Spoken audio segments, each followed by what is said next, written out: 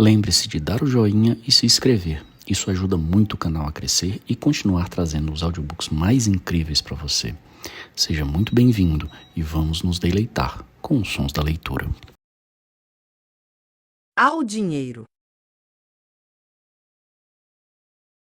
Pelas coisas maravilhosas que você faz para nós, pelas coisas terríveis que causam em nossa vida e por tudo mais que nos introduo. Em 1975, Bob Eubanks apresentou um programa de auditório chamado E Diamond Head Game, em referência ao famoso vulcão de mesmo nome situado no Havaí. O programa trazia uma rodada de prêmios bem peculiar chamada o Vulcão de Dinheiro. Os participantes entravam numa cabine de vidro que logo se transformava em um túnel de vento forte, com dinheiro voando por todos os lados. As notas rodopiavam e tremulavam pela cabine enquanto os participantes se esforçavam para agarrar o maior número que conseguissem antes que o tempo se esgotasse. Era divertidíssimo. Durante 15 segundos ficava claro que nada no mundo era mais importante do que o dinheiro. Até certo ponto, estamos todos nessa cabine. Vivemos dentro do vulcão de dinheiro de uma forma menos óbvia, mas a verdade é que temos jogado esse jogo por muitos anos, de inúmeras maneiras. A maioria de nós pensa em dinheiro quase o tempo todo: quanto temos, de quanto precisamos, como conseguir mais, como manter o que temos e quanto nossos vizinhos, amigos e colegas recebem, gastam e guardam. Extravagâncias, contas a pagar, oportunidades, liberdade, estresse. O dinheiro afeta todos os aspectos da vida moderna, dos orçamentos familiares à política nacional, das listas de compras às contas de poupança e outros tipos de aplicação. E há algo novo em que se pensar a cada dia, à medida que o mundo financeiro torna-se mais complexo, que contratamos diferentes tipos de financiamento, empréstimos e seguros e que vivemos mais, passando mais tempo aposentados e nos defrontando com tecnologias financeiras e investimentos cada vez mais complicados. Pensar muito sobre dinheiro seria ótimo se isso nos ajudasse a tomar decisões melhores. Mas não é o que acontece. A verdade é que tomar más decisões nessa área é algo próprio da natureza humana. Somos PhDs em bagunçar nossas vidas financeiras. Dito isso, considere as seguintes perguntas. Você acha que faz diferença usar cartão de crédito ou dinheiro para pagar suas compras? Afinal, você vai gastar o mesmo valor, certo? Na verdade, estudos mostram que estamos dispostos a gastar mais quando usamos cartão de crédito. O uso do cartão aumenta nossa tendência a subestimar ou esquecer quanto gastamos. Para você, qual seria o melhor negócio? Um chaveiro que abre uma porta em 2 minutos e cobra R$ 100 ou um que leva 1 hora e cobra os mesmos R$ 100? A maioria das pessoas acha que aquele que leva mais tempo é o melhor, porque trabalha com mais cuidado e custa menos por hora. Mas e se o chaveiro que levou mais tempo teve que tentar várias vezes, quebrou um monte de peças ou ferramentas antes de conseguir, por isso, acabou cobrando R$ 120? Surpreendentemente, a maioria das pessoas ainda acha que usar esse chaveiro é mais vantajoso do que aquele mais rápido, embora tudo que ele faça seja gastar 1 hora do nosso tempo com sua incompetência. Você acha que estamos poupando o suficiente para quando nos aposentarmos? Temos noção, ainda que vagamente, de quando vamos parar de trabalhar, de quanto teremos recebido e poupado, de quanto nossos investimentos terão rendido e quais serão nossas despesas para o número exato de anos que viveremos depois? Não. Ficamos tão assustados com o planejamento da aposentadoria que, de modo geral, poupamos menos de 10% do que precisamos, não temos confiança de que estejamos guardando bastante e acreditamos que vamos ter que trabalhar até os 80 anos, ainda que nossa expectativa de vida seja menor. Bem, aí está um jeito de reduzir as despesas na aposentadoria. Nunca se aposente. Você acha que somos espertos quando o assunto é o gerenciamento do nosso tempo? Ou, na verdade, passamos mais tempo correndo atrás de um posto de gasolina que cobra alguns centavos a menos do que tentando achar um financiamento imobiliário com taxas mais baixas?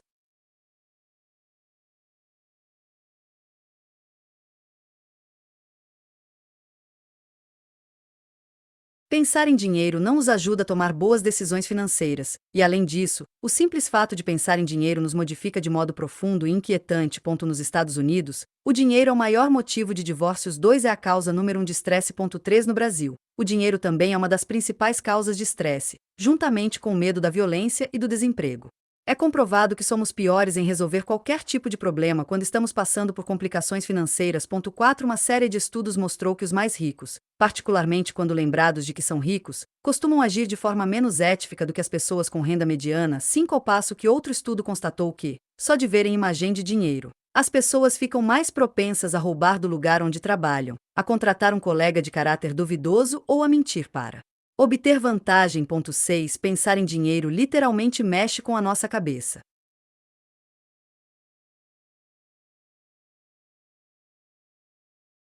Dada a importância do dinheiro para a nossa vida, para a economia e para a sociedade, e dados os desafios de pensar sobre ele de forma racional, o que podemos fazer para melhorar nossa forma de pensar?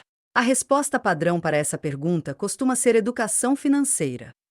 Infelizmente, lições de educação financeira, à semelhança daquelas sobre como comprar um carro ou obter um financiamento imobiliário, tendem a ser esquecidas rapidamente, com impacto de longo prazo quase nulo sobre as nossas ações.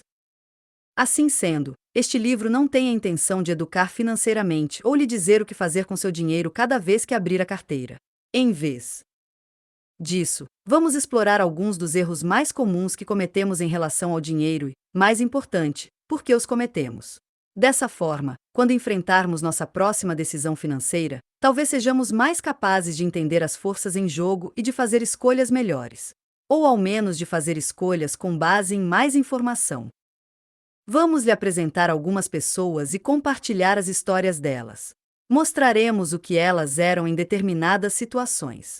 Depois explicaremos o que a ciência nos diz sobre as experiências de cada uma. Algumas dessas histórias são verídicas, outras são, como nos filmes, baseadas em fatos reais.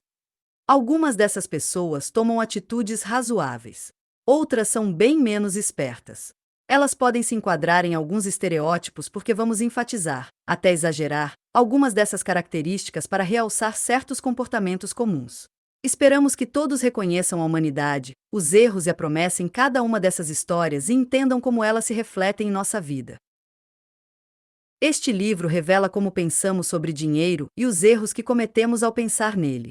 Ele discute as lacunas entre a nossa compreensão consciente de como o dinheiro funciona, como realmente usamos e como deveríamos pensar sobre ele antes de usá-lo. E apresenta os desafios que enfrentamos ao raciocinar sobre dinheiro e os erros mais comuns que cometemos ao gastá-lo. Você saberá gastar o seu dinheiro com mais sabedoria depois de ler este livro? Com certeza. Talvez. Um pouco. Provavelmente. No mínimo, acreditamos que revelar as forças complexas por trás das decisões financeiras pode melhorar a relação com as nossas finanças. Acreditamos também que, entendendo o impacto do dinheiro sobre nosso pensamento, seremos capazes de tomar melhores decisões não financeiras. Por quê? Porque nossas decisões em relação a dinheiro envolvem mais do que apenas dinheiro. As mesmas forças que moldam nossa realidade nessa área também influenciam a maneira como valorizamos o que é importante no resto de nossa vida, como passamos nosso tempo, gerenciamos nossa carreira, aceitamos outras pessoas, desenvolvemos relacionamentos, ficamos felizes e, enfim, como entendemos o mundo à nossa volta. Em termos mais simples, este livro vai fazer com que tudo melhore. Não é um excelente custo-benefício? Partei! O que é o dinheiro? 1. Não aposte nele. George Jones precisa relaxar. O trabalho é estressante, as crianças estão brigando o tempo todo e o dinheiro anda apertado. Assim, numa viagem a trabalho para Las Vegas, ele vai direto para um cassino. Estaciona, de graça, no final de uma rua movimentada e entra distraidamente, de cabeça baixa, no universo paralelo do cassino. O som o desperta do seu estupor. Música dos anos 1980 e barulho de caixas registradoras misturados ao tilintar de moedas e ao retinir de 1000 máquinas caça-níqueis. Ele não sabe há quanto tempo está no cassino. Não há relógios, mas, a julgar pelas pessoas mais velhas curvadas em frente às máquinas, pode já ter sido uma vida inteira. Foram provavelmente 5 minutos.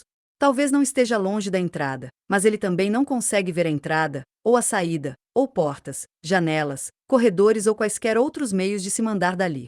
Apenas luzes cintilantes, garçonetes em trajes sumários levando bebidas e pessoas que estão ou em êxtase ou sofrendo, mas nunca nada entre essas duas situações. Máquinas caça-níqueis. Claro, Por que não tentar? Na primeira tentativa, por pouco não ganha uma bolada. Assim, ele passa 15 minutos colocando mais notas na máquina para recuperar o dinheiro perdido. Ele não consegue ganhar, mas quase acerta algumas vezes. Depois que a carteira fica livre das notas de valor mais baixo, George saca $200 num caixa eletrônico, sem se preocupar com a tarifa de $3,50 porque vai recuperá-la na primeira mão vencedora, e senta-se à mesa de blackjack, também conhecido como 21. Em troca de 10 notas novinhas de $20, a croupier lhe dá uma pilha brilhante de fichas de plástico vermelhas. Elas ostentam uma foto do cassino, com algumas penas, um arco e também uma tenda indígena. Cada uma vale $5, mas elas não se parecem nada com dinheiro. Parecem brinquedos. George as manuseia, brinca com elas na mesa, observa as pilhas dos outros oscilarem e cobiça o estoque multicolorido da croupier. Uma garçonete bonita e simpática leva algumas bebidas de cortesia para George. De graça. Que ótimo negócio! Ele já está levando vantagem. Então dá de gorjeta para ela uma pequena ficha de plástico. George aposta. George se diverte. George sente um pouco do inverso da diversão. Ele ganha um pouco, perde mais. Às vezes, quando as chances parecem estar a seu favor, dobra a aposta, arriscando 4 fichas em vez de 2, 6 em vez de 3. Acaba perdendo os $200. De algum modo evita repetir as façanhas dos seus colegas de mesa de acumularem pilhas gigantes de fichas no minuto para logo depois estenderem bolos de notas para comprar mais um monte de fichas novas. Alguns deles estão de bom humor, outros ficam irados quando erram a mão, mas nenhum parece do tipo que pode se dar ao luxo de perder $500 ou $1.000 em uma hora. Mesmo assim, isso se repete, de novo e de novo e de novo. Naquela mesma manhã, George tinha deixado de tomar café na lanchonete porque poderia economizar $4 usando a cafeteira do quarto do hotel. Mas na mesma noite ele se desfez de 40 fichas de $5 sem pestanejar. Sério. Deu até uma ficha à garçonete por ser tão legal. O que está acontecendo aqui? Os cassinos aperfeiçoaram a arte de tomar nosso dinheiro, portanto é um pouco injusto da nossa parte começar por esse exemplo. Mesmo assim, a experiência de George nos dá um vislumbre rápido e claro de alguns dos erros psicológicos que cometemos, mesmo em ambientes menos maliciosos. Eis alguns fatores em jogo sob as luzes deslumbrantes do salão do cassino. Examinaremos cada um deles com mais detalhes nos capítulos seguintes. Contabilidade mental. George está preocupado com as finanças dele, como mostra sua decisão de economizar dinheiro no café da manhã, mas gasta tranquilamente $200 no cassino. Essa contradição ocorre, em parte, porque ele coloca aquele cassino em uma conta mental diferente daquela do café. Ao pegar seu dinheiro e converter em fichas de plástico, abre um fundo de entretenimento, enquanto seu outro gasto é considerado algo como despesas diárias.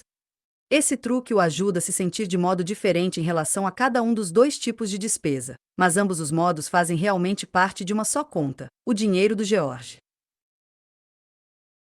O preço do que é grátis. George fica empolgado por estacionar de graça e ganhar bebidas de cortesia. Certo, ele não está pagando por isso diretamente, mas essas coisas grátis deixam George de bom humor no cassino e prejudicam seu julgamento. Esses itens gratuitos, na verdade, caracterizam um alto preço a se pagar. Existe um ditado que diz que as melhores coisas da vida são de graça.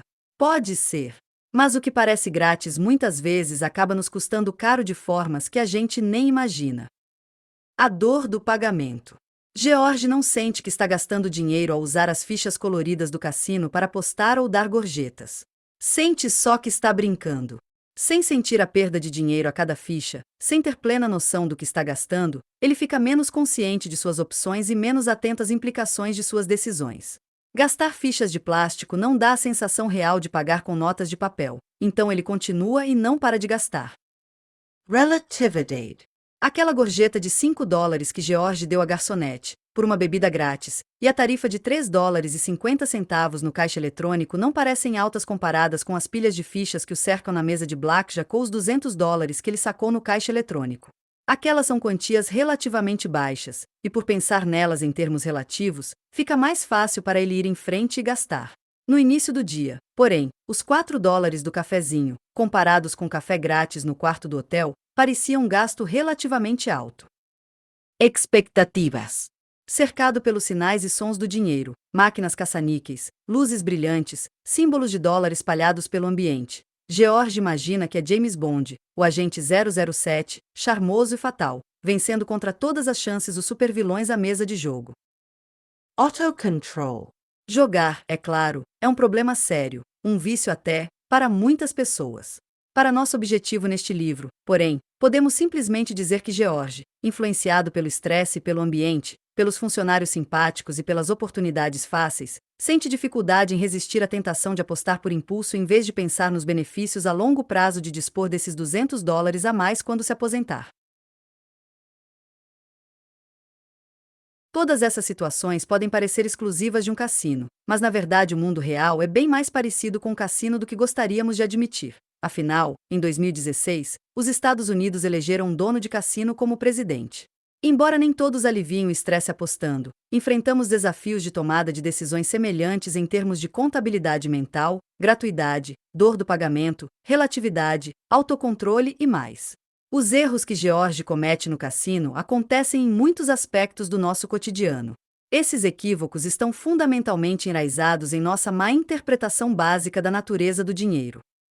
Embora a maioria de nós acredite ter uma noção razoável sobre esse assunto, a verdade surpreendente é que não entendemos o que o dinheiro é e o que faz a nosso favor, e, mais surpreendentemente, o que ele causa em nós. A oportunidade bate à porta. Então, o que exatamente é o dinheiro? O que faz a nosso favor e o que causa em nós? Esses questionamentos, sem sombra de dúvida, nunca passaram pela cabeça de George no cassino e raramente passam pela nossa cabeça, se é que passam alguma vez. Mas são perguntas importantes, e um ótimo ponto de partida para este livro. O dinheiro representa valor. Ele em si não tem valor. Apenas representa o valor de outras coisas que podemos obter com ele. É só um mensageiro de valor. O dinheiro torna fácil avaliar bens e serviços, permitindo sua troca. Ao contrário dos nossos antepassados, não precisamos gastar um tempão permutando, pilhando ou saqueando para satisfazer as nossas necessidades básicas. Existem certas características especiais do dinheiro que o tornam útil. Ele é genérico, podemos trocá-lo por quase tudo. Ele é divisível, pode ser aplicado a quase qualquer artigo de qualquer tamanho, não importa quão grande ou quão pequeno este seja. É intercambiável, não precisamos de uma peça de moeda específica, porque ele pode ser substituído por qualquer outra peça representando o mesmo valor.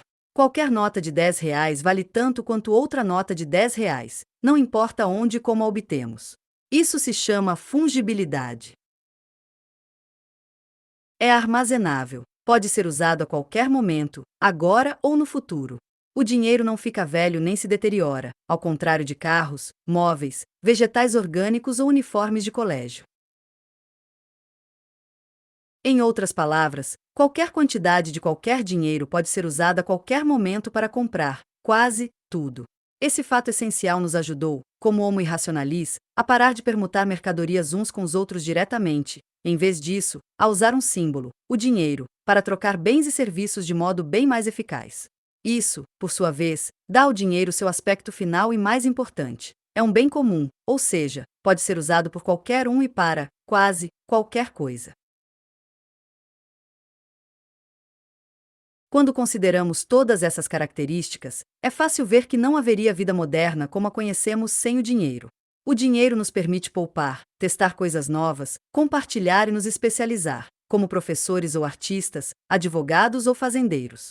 O dinheiro nos libera para usar nosso tempo e nosso esforço para praticar todo tipo de atividade, para explorar nossos talentos e paixões, para aprender coisas novas e para desfrutar a arte, o vinho e a música, que não seriam facilmente acessíveis sem ele.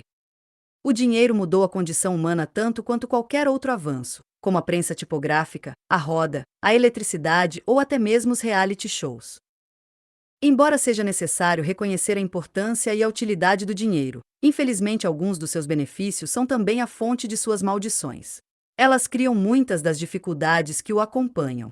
Como disse o grande filósofo e rapper americano Notorious B.I.G., mais dinheiro, mais problemas.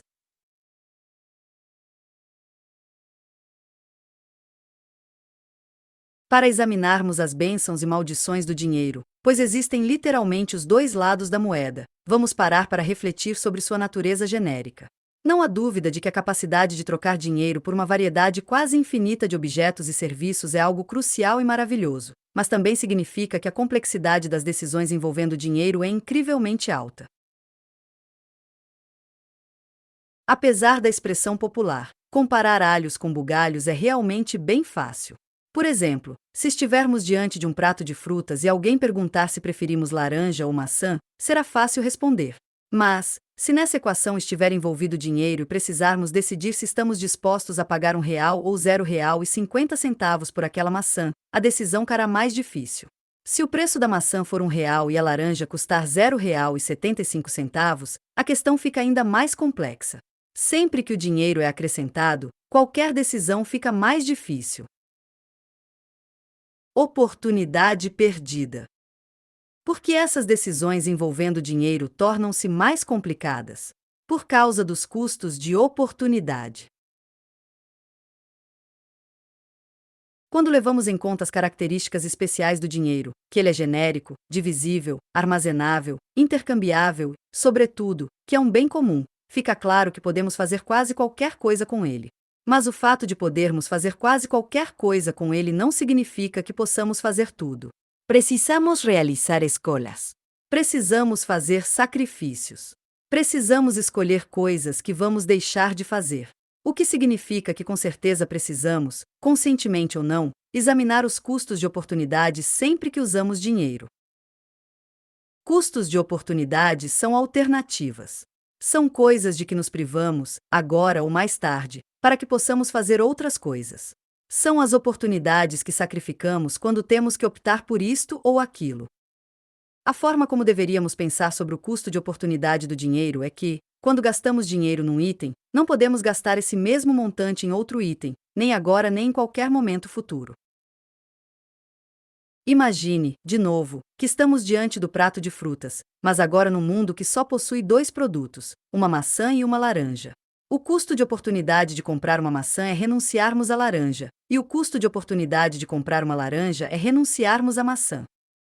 De forma semelhante, os $4 que nosso amigo do cassino, George, poderia ter gastado com café na lanchonete talvez fossem usados na passagem de ônibus, ou em parte do almoço, ou nos petiscos nas reuniões dos jogadores anônimos às quais comparecerá daqui a uns anos.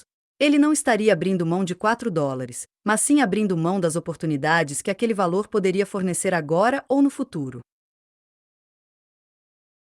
Para termos uma ideia melhor da importância do custo de oportunidade e por que deixamos de levá-lo em conta, imagine que você separe R$ 1.000 todas as segundas-feiras e que esse seja todo o dinheiro que pode gastar na semana.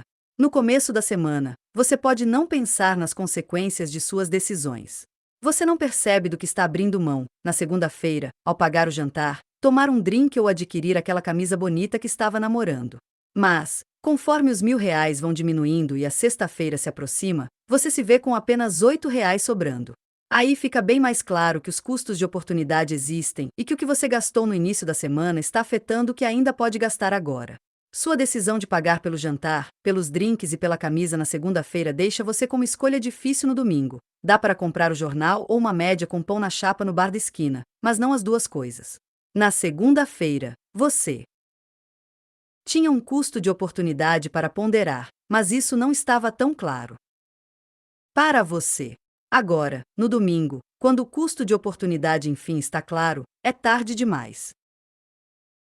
Assim, os custos de oportunidade são aquilo em que deveríamos pensar ao tomarmos decisões financeiras.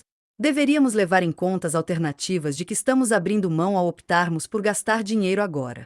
Mas não pensamos suficientemente nos custos de oportunidade, ou nem sequer pensamos neles.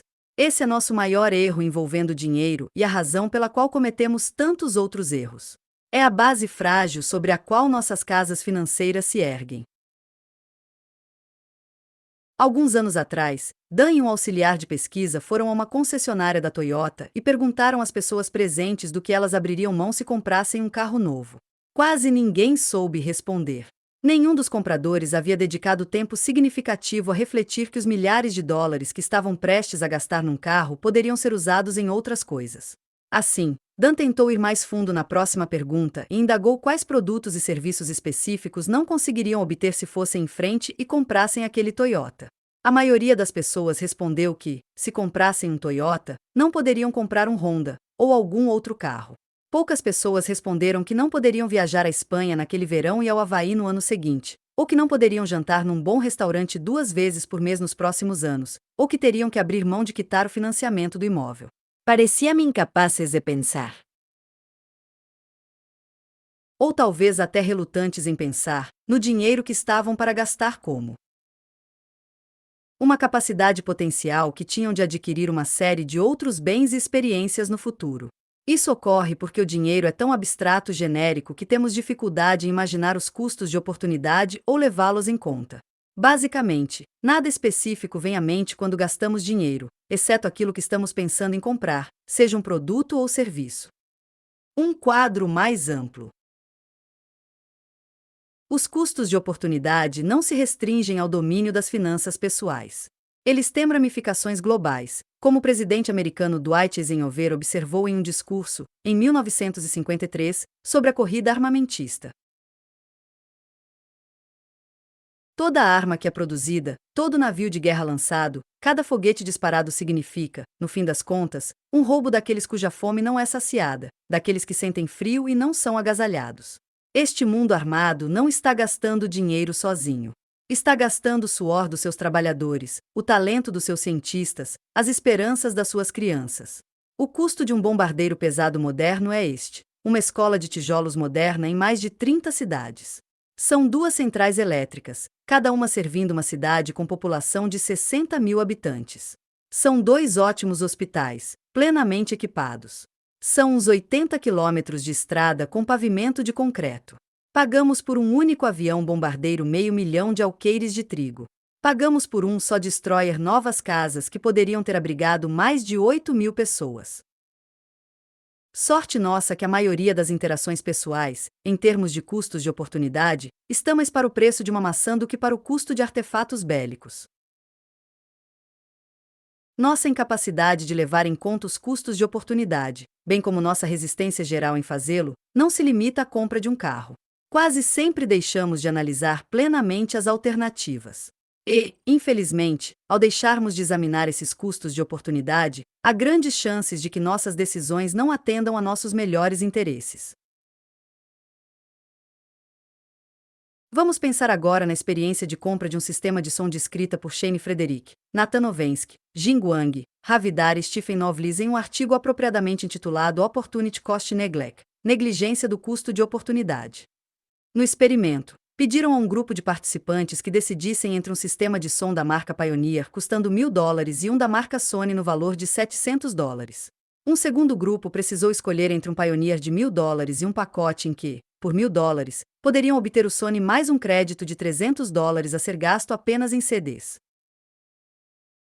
Na realidade, os 2 grupos estavam optando entre formas diferentes de gastar aqueles $1.000. O primeiro grupo optou entre gastar tudo num Pioneer ou gastar $700 num Sony e $300 em outras coisas.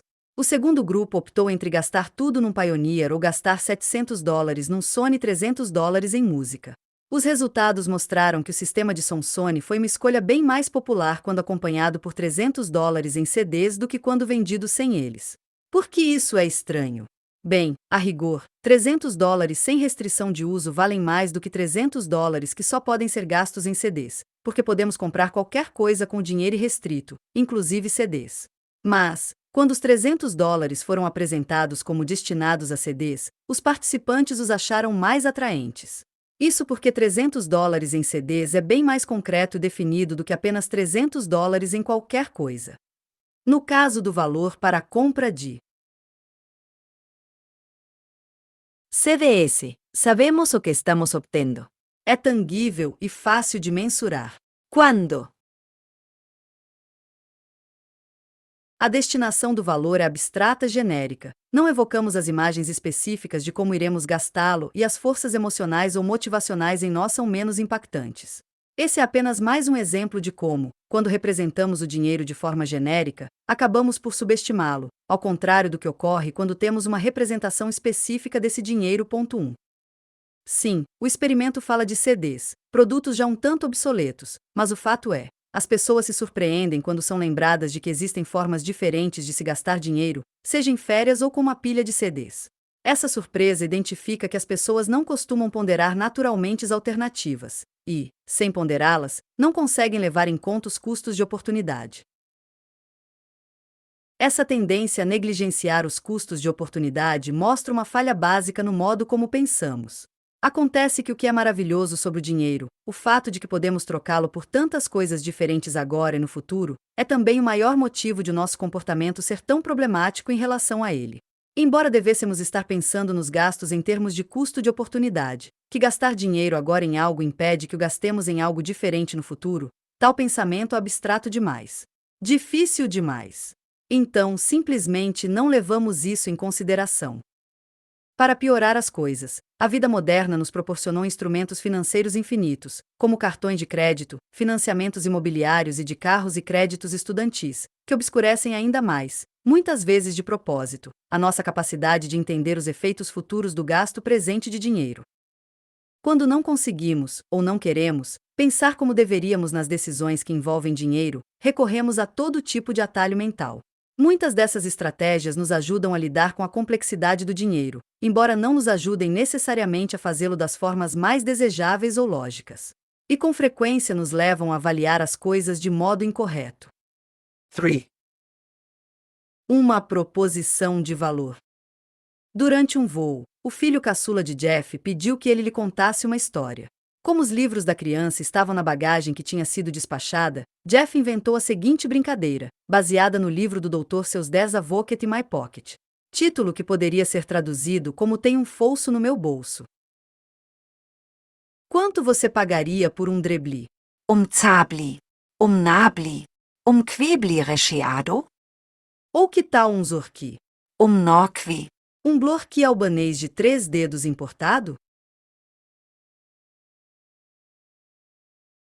Embora possa parecer que Jeff estivesse apenas torturando os outros passageiros perto deles, sem falar na criança, que diferença tem essas perguntas daquelas com que nos deparamos na vida real? Como sabemos quanto pagaríamos por uma Coca-Cola ou um mês de Netflix ou um iPhone? O que são essas palavras? O que são essas coisas? Como? Avaliamos itens que, para um visitante de outro planeta, pareceriam tão absurdos como um zoste atrás de um poste ou uma larrafa numa garrafa. Se não tivéssemos a menor ideia do que era uma coisa, qual era seu preço ou quanto outras pessoas haviam desembolsado por ela, como saberíamos o que pagar por essa coisa? E quanto à arte? Em que uma pintura de Jackson Pollock difere de um blorqui albanês de 3 dedos importado? Ela é igualmente singular e incomum, e provavelmente tão útil quanto um blorqui. No entanto, a arte tem um preço. Em 2015, um comprador gastou 179 milhões de dólares no que a revista e New Yorker chamou de um Picasso mais ou menos, de seu período já mais velho e apenas razoável. Um outro sujeito pegou fotos de usuários do Instagram, fotos postadas em perece públicos acessados gratuitamente, ampliou-as e vendeu-as por 90 mil dólares. 2 Houve até uma fotografia de uma batata vendida por 1 milhão de euros. Quem DNE esses preços? Como esses valores são fixados? Alguém aí está a M de comprar uma fotografia de algumas batatas que tiramos com o celular? Nós todos, sem dúvida, ouvimos falar muito sobre valor. O valor reflete a importância de algo, o que estaríamos dispostos a pagar por um produto ou serviço. Em essência, o valor deveria refletir o custo de oportunidade. Deveria refletir precisamente do que estamos dispostos a abrir mão para adquirir um produto ou uma experiência. E deveríamos gastar nosso dinheiro de acordo com o valor real de diferentes opções. Num mundo ideal, avaliaríamos precisamente o valor de cada compra. O que isto vale para mim? Do que estou disposto a abrir mão por isto? Qual é o custo de oportunidade aqui? Pagarei tanto por isto. Mas, como as revistas de saúde e bem-estar nos lembram, não vivemos num mundo ideal, não temos aquela barriga tanquinho perfeita, assim como não avaliamos precisamente o valor das coisas. Eis algumas das formas históricas como os seres humanos têm avaliado incorretamente as coisas. Os indígenas brasileiros trocaram riquezas preciosas por espelhinhos e lâminas, facas e machados. Como poderiam avaliar coisas de que nunca haviam ouvido falar e das quais não tinham nenhuma referência? O preço do aluguel de um apartamento em algumas metrópoles pode chegar a R$ 10.000 mensais e há quem não pareça hesitar pagar. Mas se o preço da gasolina aumentar R$ 0,50, isso certamente poderia influenciar o resultado das próximas eleições em âmbito nacional. Pagamos R$ 10 por um café numa cafeteria chique, quando a mesma bebida básica está disponível por R$ 3,50 na padaria mais próxima. Startups de tecnologia sem nenhuma receita são regularmente avaliadas como valendo centenas de milhões, até bilhões de dólares, e nos surpreendemos quando não correspondem a essas expectativas. Algumas pessoas gastam R$ 30.000 ou mais nas férias, mas rodam 20 minutos diariamente procurando uma vaga sem cobrança de tarifa nem flanelinha para estacionar. Comparamos preços de smartphones. Achamos que temos uma ideia do que estamos fazendo e, ao final, sentimos que fazemos a escolha certa. O rei Ricardo III estava disposto a vender seu reino, por um cavalo. Um reino inteiro por um cavalo. Sempre avaliamos preços de formas não necessariamente relacionadas ao valor. Se fossemos criaturas perfeitamente racionais, um livro sobre dinheiro seria sobre o valor que atribuímos a produtos e serviços, porque, de modo racional, dinheiro equivale a custos de oportunidade, que equivalem a valor. Mas não somos racionais, como observou Dan em seus outros livros, Positivamente Racional e Previsivelmente Irracional. Pelo contrário, usamos todos os tipos estranhos de truque mental para descobrir o valor que damos às coisas, ou seja, quanto estamos dispostos a pagar. Assim, este livro é sobre as formas estranhas, extravagantes e, sim, completamente racionais com as quais abordamos as decisões de gastos e sobre as forças que nos fazem supervalorizar algumas coisas e subvalorizar outras. Consideramos essas forças, esses truques e atalhos, sinais do valor.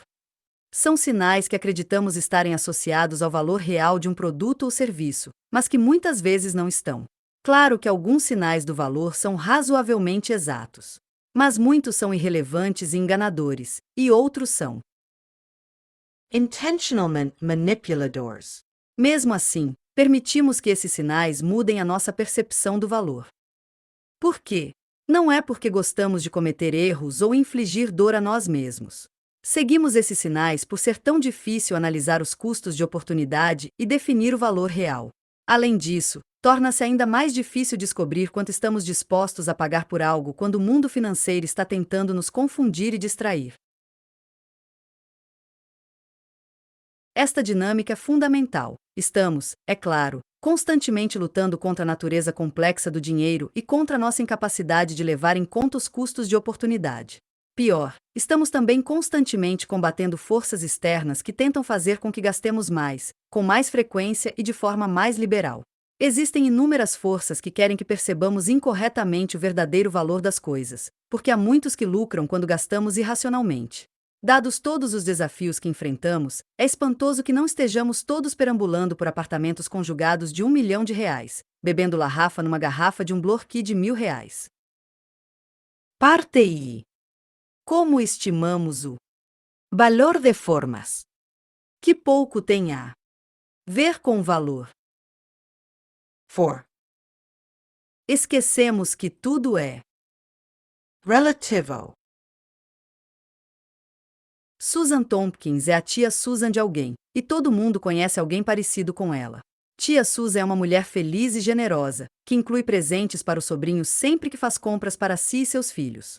Ela adora fazer compras na JCPenney, uma das maiores redes de lojas de departamentos dos Estados Unidos. Ela compra lá desde criança, quando acompanhava seus pais e avós, ajudando-os a achar pechinchas. Afinal, a JCPenney sempre ofereceu muitas ofertas espalhadas por toda a loja para os clientes. Era uma brincadeira divertida, quando menina, correr por todos os lados procurando o número mais alto perto do símbolo de porcentagem e encontrar, orgulhosa, a pilha do tesouro secreto. Nos últimos anos, tia Susan levava com ela os filhos do seu irmão, mostrando a eles suéteres feios e trajes que não combinavam, mas que não poderiam deixar escapar porque eram ofertas tão boas. Embora as crianças não gostassem, ela adorava. Conseguir as melhores pechinchas na JCPenney ainda era uma grande emoção para a tia Susan.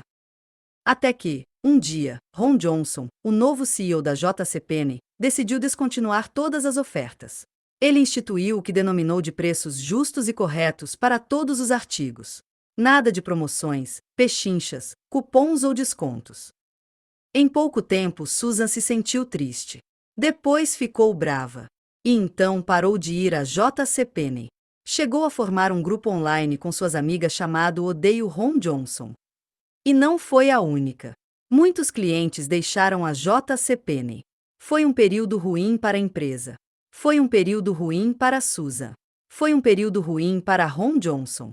E um período ruim para os suéteres feios também. Ninguém os comprava. Os únicos que se beneficiaram foram os sobrinhos de Susan. Um ano depois, tia Susan ouviu dizer que os descontos haviam retornado a J.C. Penney. Com cautela e desconfiança, ela voltou. Percorreu um cabideiro de conjuntinhos, examinou alguns xales e olhou uma vitrine com pesos de papel. E observou os preços. Descontos de 20%. Valor reduzido. Promoção. Comprou só umas coisinhas naquele primeiro dia, mas desde então retornou ao seu antigo eu de quando comprava na J.C. Penney. Ficou contente de novo. Isso significa mais saídas para compras, mais suéteres feios e mais agradecimentos constrangidos de seus entes queridos. Uma moedinha pelos seus pensamentos. Em 2012, Ron Johnson, o novo CEO da J.C. Penney, acabou mesmo com a prática tradicional e, sim, ligeiramente enganadora de marcar os produtos com preços altos para depois reduzi-los. Nas décadas antes da chegada de Johnson, a J.C. Penney sempre ofereceu a clientes como tia Susan cupons, ofertas e descontos nas lojas. Estes reduziam os preços normais da Penney, que eram artificialmente inhados para parecerem grandes ofertas, quando na verdade, após os descontos, os preços estavam alinhados com aqueles de todas as outras lojas. Para chegar ao preço final de varejo de um produto, os clientes e a loja encenavam esse teatro de aumentar os preços primeiro e depois reduzi-los de todas as formas criativas, com diferentes cartazes, porcentagens, ofertas e descontos. Aí Ron Johnson tornou os preços da rede justos e corretos. Nada de recortar cupons, caçar pechinchas e outros artifícios de vendas. Só o preço real, mais ou menos igual ao da concorrência e mais ou menos igual aos seus preços finais anteriores. Johnson acreditava que a nova prática que estava instituindo era mais clara, mais respeitosa e menos manipulativa para seus clientes, e claro que ele tinha razão. Só que clientes fiéis como tia Susan odiaram a nova prática. Eles detestaram o justo e correto. Abandonaram a rede, resmungando que se sentiam enganados, iludidos e traídos, e não gostando dos preços honestos, justos e corretos.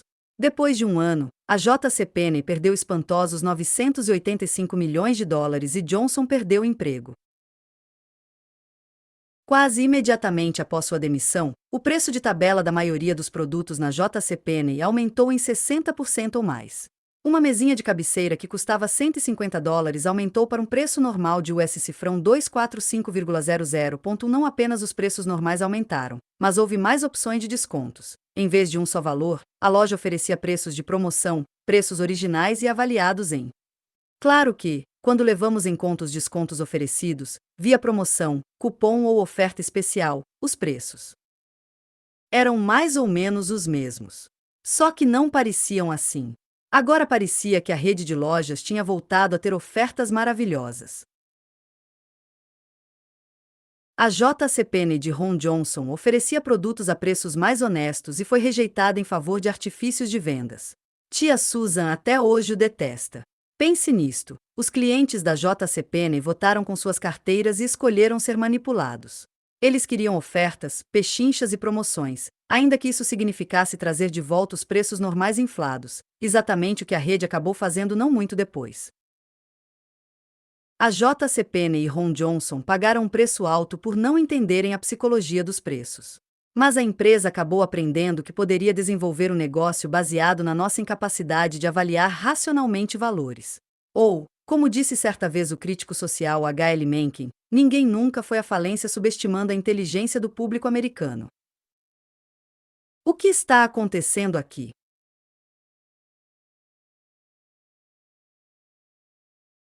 A história de tia Susan e da J.C. Penney mostra alguns dos muitos efeitos da relatividade. uma das forças mais poderosas que nos fazem avaliar valores de formas que pouco têm a ver com o valor real. Na JCPenney, tia Susan avaliava os preços baseada no valor relativo. Mas relativo a quê? Relativo ao preço original informado. A JCPenney ajudava a fazer a comparação informando o desconto como uma porcentagem e acrescentando cartazes como promoção e oferta única para ajudar a concentrar sua atenção no preço relativo incrivelmente oferecido. Qual destas você compraria? Uma camisa social custando R$ 120 ou a mesma camisa social cujo preço fosse de R$ 200, mas em promoção? 40% de desconto. Apenas R$ 120. Não deveria importar, certo? Uma camisa de R$ 120 é uma camisa de R$ 120, não importam o texto e a imagem na etiqueta. Sim, mas como a relatividade atua sobre nós em um nível bem profundo, não vemos essas duas alternativas da mesma forma e, se fossemos um cliente habitual como tia Susan, compraríamos a camisa em promoção todas as vezes, e ficaríamos indignados com a mera presença daquela por honestos R$ 120. Trata-se de um comportamento lógico? Não. Faz sentido depois que você entende a relatividade? Sim. Ocorre com frequência? Sim. Custou o emprego de um executivo? Com certeza. Muitas vezes não conseguimos avaliar o valor de bens e serviços por si próprios. Num vácuo, como poderíamos descobrir o preço de uma casa ou um sanduíche, de serviços de saúde ou de um bloco albanês de 3 dedos importado? A dificuldade de descobrir como avaliar coisas corretamente nos leva a buscar meios alternativos de definir o valor. É aí que a relatividade entra em cena. Quando é difícil medir o valor de algo diretamente, nós o comparamos com outras coisas, como um produto concorrente ou outras versões do mesmo produto. Quando comparamos itens, criamos valores relativos. Isso não parece tão problemático, certo? O problema não está no conceito de relatividade em si, mas em como o aplicamos. Se comparássemos todas as coisas com todas as outras, levaríamos em conta nossos custos de oportunidade e aí estaria tudo certo. Mas não comparamos. Comparamos o item com apenas um outro, às vezes 2. E é aí que a relatividade pode nos enganar. Pense só, R$ 120 é relativamente barato comparado com R$ 200, mas lembra dos custos de oportunidade? Deveríamos estar comparando R$ 120 com zero, ou com todas as outras coisas que poderíamos comprar com os mesmos R$ 120. Mas não comparamos. Não quando, como tia Susan, usamos o valor relativo para comparar o preço atual de um produto com quanto ele custava antes da promoção, ou disseram que custava, como meio de definir seu valor. É assim que a relatividade nos confunde. Os preços promocionais da JCPenney ofereciam um importante sinal do valor aos clientes. Não apenas um sinal importante, mas com frequência o único sinal. O preço de venda, e as economias que a JCPenney anunciava, fornecia aos clientes um contexto da ótima oferta que era cada compra. Os cartazes de promoção da JCPenney forneciam aos clientes um contexto, e, sem contexto, como poderíamos descobrir o valor de uma camisa? Como poderíamos saber se ela vale R$ 120 ou não? Não podemos. Mas, comparada com uma camisa de R$ 200, uma de R$ 120 com certeza parece um valor muito bom, não parece? Caramba, é quase como obter reais. 80,00 de graça. Vamos todos comprar uma para que nossos sobrinhos sejam ridicularizados na escola. Ao eliminar as promoções e economias, a JCPenney removeu um elemento que ajudava seus clientes a sentirem que suas decisões eram certas. Ver um preço de promoção junto a um preço normal dava uma indicação de que estavam tomando uma decisão inteligente, embora não estivessem. Relativamente falando. Vamos deixar nossas carteiras de lado por um momento e examinar o princípio da relatividade de forma mais geral. Uma das nossas ilusões de ótica favoritas é esta imagem de círculos pretos e cinza. É bem óbvio que o círculo preto da direita é menor que o da esquerda, certo? Mas não é. Ambos os círculos pretos têm exatamente, e quase inacreditavelmente, o mesmo tamanho. Se você duvida, cubra o círculo cinza e compare ambos. A gente espera. A razão pela qual essa ilusão nos engana é que não comparamos os dois círculos pretos diretamente entre si, e sim com o que está logo ao redor. Nesse caso, o círculo cinza. O círculo preto da esquerda é grande comparado com seu círculo cinza, e o círculo preto da direita é pequeno comparado com eles. Uma vez que tenhamos enquadrado seus tamanhos dessa maneira, a comparação entre os dois círculos pretos é entre seus tamanhos relativos, e não absolutos. E é isso que chamamos de relatividade visual. E já que adoramos tanto as ilusões visuais, eis outra de nossas favoritas, a ilusão do tabuleiro dexadrez de Adelson. Envolve um tabuleiro de xadrez básico com um cilindro num lado lançando uma sombra sobre as casas. Fiel ao tema deste capítulo, nossa versão usa um suéter feio em vez de um cilindro. Duas casas têm letras definidas. A casa A fica fora da sombra, enquanto a B fica dentro. Quando as comparamos, fica claro que a letra A é bem mais escura, certo? O fato é que não é. A e B têm exatamente, e de novo quase inacreditavelmente, a mesma tonalidade. Se você duvida, cubra todas as outras casas. Agora compare A com B. Estamos esperando. A relatividade funciona como mecanismo geral para a mente, de muitas maneiras e em muitas áreas diferentes da vida.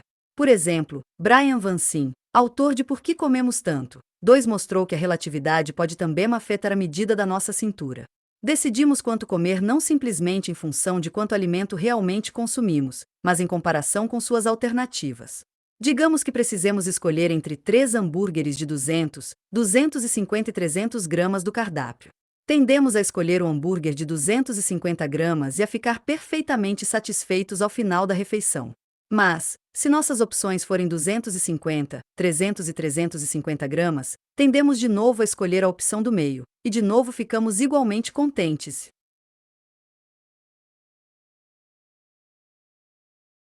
Satisfeitos com o hambúrguer de 300 gramas ao final da refeição, embora tivéssemos comido mais, o que não era necessário para nossa nutrição diária ou para nos sentirmos satisfeitos.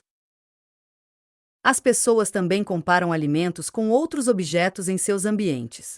Por exemplo, as pessoas comparam a quantidade de comida com o tamanho do prato. Em um dos seus experimentos, Vancin colocou tigelas de sopa na mesa, pedindo às pessoas que se servissem até que se fartassem.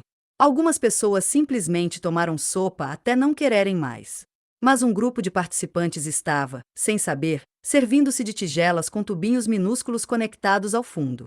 Enquanto se alimentavam, Brian estava lentamente injetando um pouquinho de sopa em suas tigelas em quantidades imperceptíveis. A cada colher de sopa ingerida, um pouco mais entrava. No final, aqueles que receberam as tigelas de sopa ilimitada ingeriram bem mais do que aqueles com as tigelas normais, que não eram reabastecidas. E, quando ele os fez parar depois de tomarem um montão de sopa, e ele teve que pará-los, disseram que ainda estavam com fome. Os que receberam as tigelas de sopa ilimitada não obtiveram seus sinais de satisfação ou da fome sentida a partir da quantidade de sopa consumida. Em vez disso, julgaram a própria satisfação com base no nível de redução da sopa na tigela. Esse tipo de comparação tampouco se limita a objetos da mesma categoria básica, como sopa ou hambúrgueres. Quando o negociante de diamantes italiano Salvador Assael tentou vender as agora famosas pérolas negras do Tahiti, nenhum comprador se habilitou. Assael não desistiu, nem meramente incluiu algumas pérolas negras nas remessas das brancas esperando que pudessem se popularizar. Em vez disso, convenceu seu amigo, o joalheiro Harry Winston, a exibir as pérolas negras em sua vitrine da Quinta Avenida, em Nova York, cercadas de diamantes e outras pedras preciosas. Em pouco tempo, as pérolas eram sucesso. O preço delas disparou. Um ano antes, não valiam nada, provavelmente menos do que as ostras das quais procederam. Subitamente, porém, o mundo acreditou que, se uma pérola negra é considerada suficientemente sofisticada para ser exibida junto com um elegante pingente de safira, deve ser bem valiosa. Esses exemplos mostram que a relatividade é um cálculo básico da mente humana. Se ela afeta nossa compreensão do valor de coisas concretas como comida e joias, provavelmente também afeta de forma poderosa nosso pensamento sobre o que fazer com o dinheiro. Relatividades financeiras relativamente comuns. Além da obsessão de tia Susan por pechinchas, Veja a seguir algumas das muitas maneiras como podemos deixar que o valor relativo obscureça o valor real. Numa concessionária de automóveis, nos oferecem itens opcionais como assentos de couro e teto solar, seguro para os pneus, rodas de liga leve, etc. Os vendedores de carros, talvez o grupo mais malicioso de psicólogos amadores junto com os vendedores de colchões, sabem que quando estamos gastando R$ 50.000, compras adicionais, como um aparelho de CD de R$ 300, parecem baratas, até inconsequentes, em comparação. Normalmente compraríamos um aparelho de CD de R$ 300? Alguém ainda ouve CDs? Não e não. Mas a apenas 0,6% do preço de compra total, quase não reagimos. E essa falta de reação pode aumentar rapidamente o custo final. Quando estamos de férias numa pousada elegante, costumamos não nos incomodar quando nos cobram R$ 8 por um refrigerante, embora custe R$ 5 em outros lugares. Em parte, isso ocorre porque somos preguiçosos e gostamos de relaxar com ostentação na praia. Mas também porque, comparados com os milhares de reais que estamos gastando no restante das nossas férias, R$ 8 parecem um trocado relativamente pequeno. As ofertas nas caixas de supermercados nos desafiam a resistir às revistas de fofocas e a todo tipo de doce usando a mesma abordagem. Comparados com os R$ 300 por uma semana de alimentos, R$ 5 por uma caixa de pastilhas ou R$ 8 por uma revista de viagem não parecem grande coisa. Garrafa de vinho mediano quando estamos também comprando batatas chips e amendoim, mas se estamos jantando num restaurante exclusivo e badalado, pagando centenas de reais pela comida, uma garrafa de vinho tão cara não parece algo tão absurdo pela bebida e pela experiência naquele local. Falando em supermercados, Jeff recentemente teve uma experiência interessante ao fazer compras. Durante anos, o cereal matinal de que mais gostava era o Optimum Slim, algo que poderia ser traduzido como esbelteza ideal. Para um homem moderadamente rechonchudo, não tão jovem e com ambições de exercícios físicos limitadas, aquele cereal prometia a quantidade certa de esbelteza. A quantidade ideal. A caixa sempre custou $3,99 no mercado do bairro em que ele morava. Até que um dia Jeff procurou no local de costume e não conseguiu achar. Procurou e procurou. Nada. Ele teve um mini ataque de pânico, até que um funcionário apontou para uma caixa nova no local antigo. Havia um cereal ali com o nome Nature Space Organic, Low Fat Vanilla, algo como caminho natural e orgânico, sabor baunilha e baixo teor de gordura, e no canto superior esquerdo uma agulha minúscula da antiga caixa do Optimum Slim e a legenda: novo visual, mesmo sabor delicioso. Que alívio! Ele guardou seu calmante e pegou a caixa. Aí um cartaz na prateleira atraiu seu olhar. Nature's Path Organic Optimum Slim. Preco Normal $6.69. Promacao $3.99 inch. Seu cereal preferido, que sempre custou $3,99, agora tinha um novo visual e um preço novo de $3.99. e caiu de um preço normal de $6.69. Uma coisa seria a empresa lançar uma embalagem nova como motivo para elevar o preço. Outra coisa é a loja fingir que o preço normal era uma promoção para aumentar as vendas. Mas fazer as duas coisas ao mesmo tempo, isso é usar uma certa quantidade de relatividade. A quantidade ideal. A loja e o fabricante dos cereais não estavam tentando atrair Jeff com aquele cartaz. Ele já gostava do cereal. Estavam atrás de clientes novos que não tivessem como julgar o valor daquele cereal novo. Sem qualquer referência, sem terem como saber se era saboroso ou saudável ou quanto valia, esperavam que os clientes se impressionassem com o novo nome. Comparassem os $6,69 com os $3,99 e decidissem: uau, este cereal agora está com valor ótimo. Digamos que encontremos algo que sempre quisemos. Vamos chamá-lo de item, um termo comum em livros tradicionais de economia representando um produto genérico, visando a encobrir o fato de que tem valor questionável. Nosso item está em promoção. E com 50% de desconto. Dá uma animada, não dá? Mas pare por um segundo. Por que nos importamos com a promoção? Por que nos importamos com o que custava antes? Quanto custava no passado não deveria importar, já que não é quanto custa agora. Mas, por não termos como saber realmente quanto vale esse item precioso, comparamos o preço atual com o preço anterior à promoção, chamado de preço normal, e tomamos isso como indicador de seu alto e incrível valor atual. Pechinchas também fazem com que nos sintamos especiais e espertos. Elas nos levam a crer que estamos encontrando um valor que os outros não encontraram. Tia Susan, por exemplo, ao poupar R$ 80 em uma camisa de R$ 200, parecia estar ganhando R$ 80 para gastar em outra coisa. Em um nível mais racional, não deveríamos avaliar o valor do que não estamos gastando, os R$ 80, e sim os R$ 120 que estamos. Mas não é assim que nossa cabeça funciona e não é isso que fazemos. Outro lugar onde vemos esse tipo de comparação é em descontos sobre quantidades maiores. Se um frasco de shampoo caro custa R$ 50 e outro com o dobro do volume custa R$ 85, de repente o frasco maior e mais caro parece uma grande oferta, fazendo com que esqueçamos facilmente a questão de se realmente precisamos daquela quantidade ou daquela marca de shampoo. Além disso, a prática do desconto sobre o volume maior também serve para ocultar o fato de que não temos ideia de como avaliar o coquetel de substâncias químicas que compõem o shampoo.